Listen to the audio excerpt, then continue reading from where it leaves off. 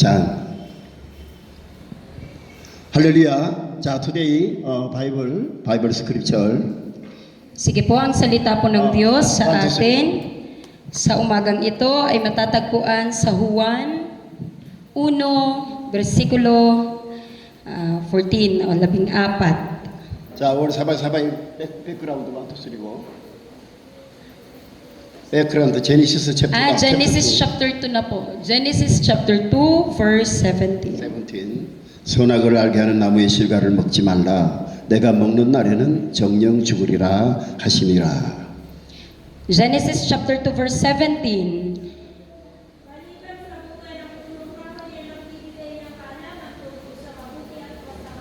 Huwag na huwag mong kakainin ang bungang iyon sapagkat sa araw na kainin mo iyon ay mamamatay ka.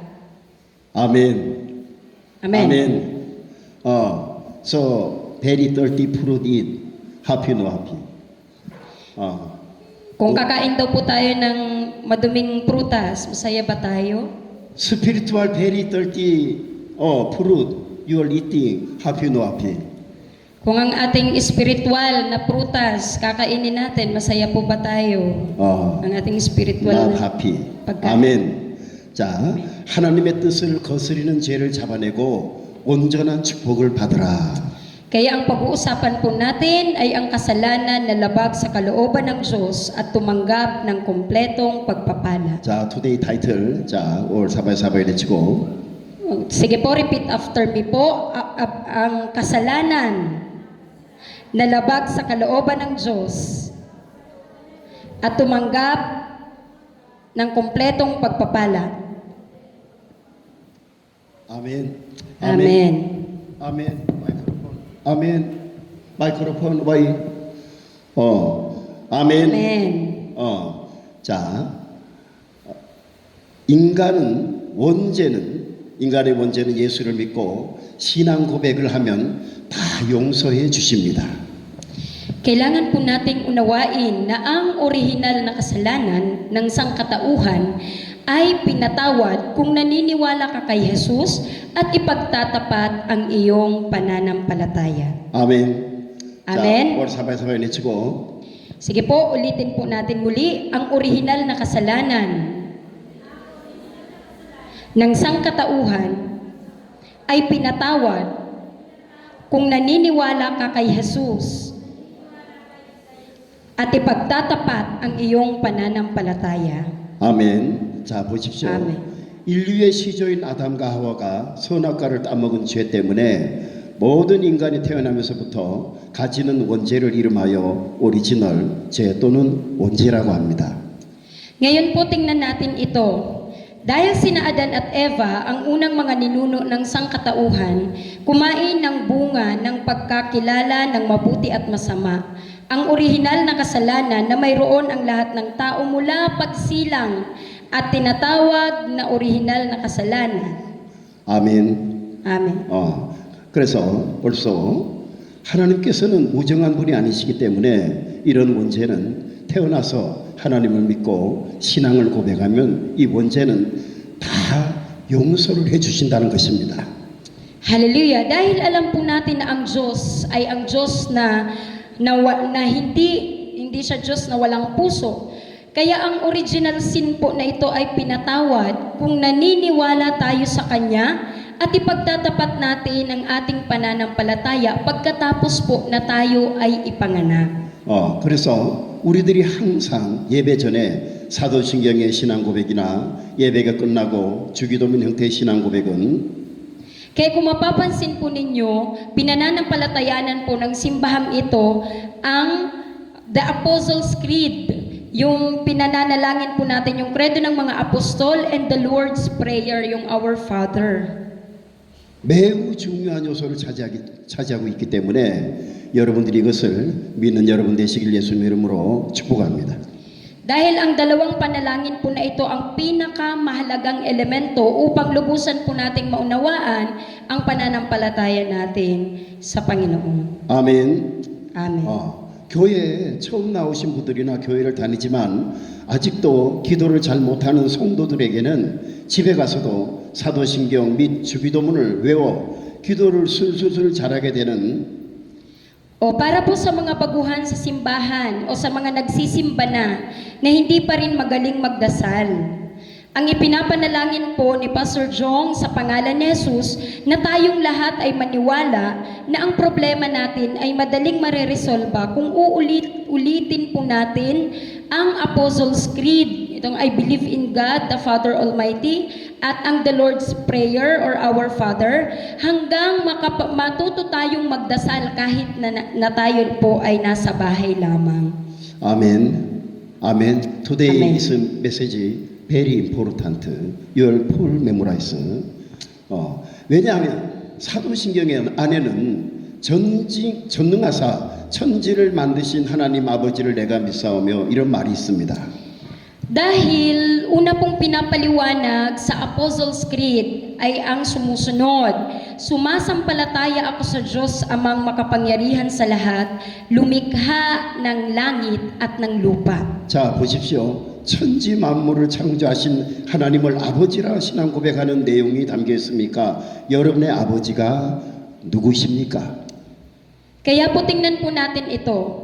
So sa madaling sabi po, naglalaman ito ng pananalig sa Diyos Ama na lumikha ng lahat ng bagay dito sa langit at sa lupa. Kaya po ang tanong, sino ang iyong ama? sino ang iyong ama? Amen. 아멘. Who is Father your God? Very important. 바로 전능하신 하나님 아버지라는 분이십니다. Malinaw po sa atin kung sino ang ating Ama, siya ang makapangyarihang Diyos Ama. 아멘. Amen? 할렐루야, 글로리 투 가. Amen. Palakpakan natin ang Diyos kung nananampalataya ka na ang Diyos ay ang makapangyarihang Ama. Hallelujah. 자, 그 외아들 우리 주 예수 그리스도를 믿사오니 O, pangalawa pong bagay na ipinapahayag sa Apostles' Creed ay ang pagsasampalataya natin sa Panginoong Hesukristo na kanyang bugtong na anak at ating Panginoon. 아멘. 아멘. 자, 보십시오. 성부 하나님과 성자 예수님을 믿게 하시는 신앙 고백을 유도하고 있습니다. Malinaw po dyan na sa pananampalatayang ito ay inaakay tayo na ipahayag ang ating pananampalataya sa Diyos Ama at sa Panginoong Jesus Amen. bilang anak. Amen. Amen. Amen. Amen. Now Holy Spirit God, your faith guidance now. 월로가 guidance. 아멘. Amen. 이는 성령으로 잉태하사 동정녀 마리아에게 나시고 Siya ay ipinaglihi sa pamamagitan ng Espiritu Santo at ipinanganak ni Birheng Maria. 자, 보십시오. 하나님의 아들이신 독생자 예수님께서 이 땅에서 어떤 과정을 통해서 태어나셨습니까? 성령으로 잉태되었다고 가르치고 있습니다. So tingnan po ulit natin, anong proseso ang dumating sa mundong ito ng bugtong na anak ng Diyos? What is the process? Ano po, sa buhay ni Jesus, itinuro nito na siya ay ipinaglihi sa pamamagitan ng banal na Espiritu Santo. 아멘. 아멘. Amen? Now Holy Spirit God now teach you. 아멘. 아멘. Now Holy Spirit God in this place coming, will now teach you. 아멘. Amen. 자, 성령이라 하면 여러분 무엇을 연상해 볼 수 있을까요? Kapag iniisip mo po ang banal na Espiritu, ano ito sa tingin mo? Ano po yung mga iisip natin tungkol sa banal na Espiritu Santo? 이상 엔젤? Isang angel daw po ba ang Holy Spirit? Holy Spirit God 이상 엔젤? No. Holy Spirit God, Holy Spirit God. Angel. Amen. 아멘. Amen. 아멘. You Amen. know two section very important. Holy Spirit, angel. It very important. But another story. So magkaiba po ang banal na Espiritu Santo sa anghel. Holy Spirit, angel. Iba din po ang angel sa Holy 자, Spirit. 천사가 동정녀 마리아에게 들어가서 임신을 유도했을까요? 아니라는 것입니다. Pumasok po ba ang isang anghel sa Birheng Maria at nagbubuntis? Hindi po. 아멘. Amen? 아멘. Amen. 자, again, 1, 2, 3고. Pumasok ba ang isang anghel sa Birheng Maria at nagbubuntis? Malaking hindi. No. 아멘. 아멘. 엔젤. 홀리 스피릿 갓, 홀리 스피릿 갓. Amen. 자, 여기에서 완벽한 삼위일체 하나님의 역사가 이루어지고 있는 과정입니다. 여러분, 성부 하나님께서도 영이시고 성자 예수님도 영으로 잉태되셨으며 그 잉태를 적극적으로 일하신 분이 바로 하나님, 즉 성령 하나님이 되신다는 것입니다. Tingnan po natin ang proseso kung saan ang perpektong kasaysayan ng Trinity ay naisasagawa. Ang Amang Diyos ay Espiritu at ang anak na si Jesus ay ipinaglihi rin sa pamamagitan ng Espiritu.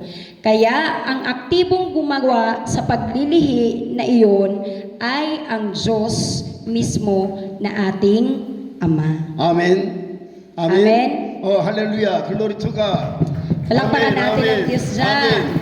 자, 이 베리 임포르탄트 번. 자, 1, 2, 3고 사바이 내치고. Ulitin po natin, ang Amang Diyos ay Espiritu.